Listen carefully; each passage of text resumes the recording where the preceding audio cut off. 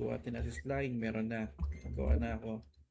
Lagyan natin ng panel naman ngayon. Dito, di na ako gumamit ng assist line. Parallel na lang ako. And then dito. And then, ngayon para makuha natin to, lalagyan natin ng assist line dito. Tayo mag-start. So, and then, isa rin dito. Ngayon, hanap tayo ng panel dito. Ito. Kasi ito, lutak na yan. So, mamaya, or ngayon, gagawin ko rito, kailangan to may panel dito na nakagay. Yan. So, dapat ito, yung panel dito,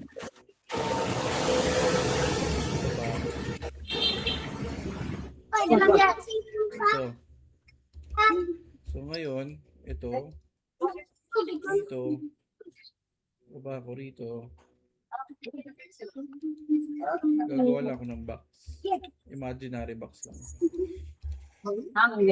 Ngayon, gagawa ko ng box dito, kailangan dapat mag-snap ito.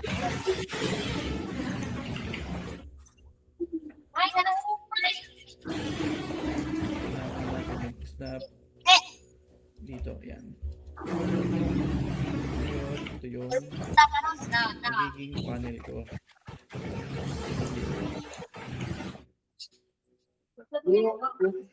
So, ano pa? Mali pa to. Gagawin ko. Okay. Tanggalin ko to. Ganun to. Ganun ko rin to. Ngayon na magiging base muna nito ay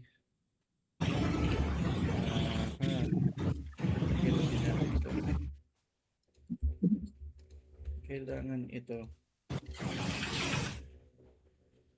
mag-save ng yan. Para pagdating dito, ito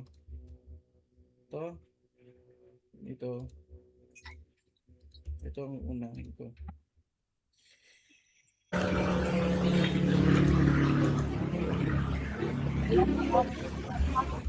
This line.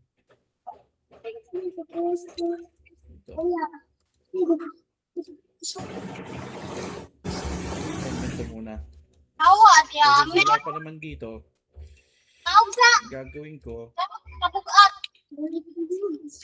Tapos copy dito hanggang sa pumasok dito sa loob.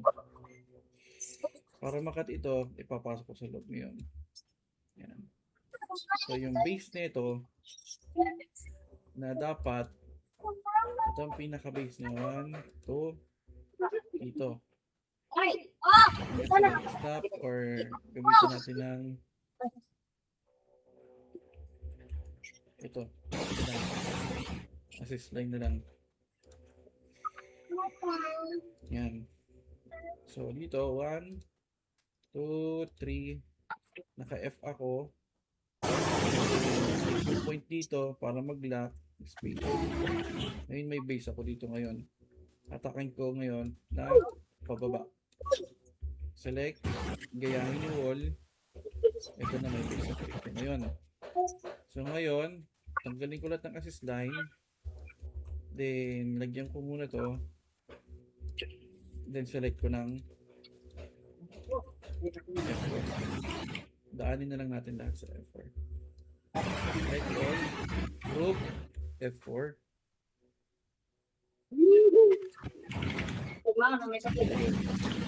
So, ganito ang kalalabasan niya.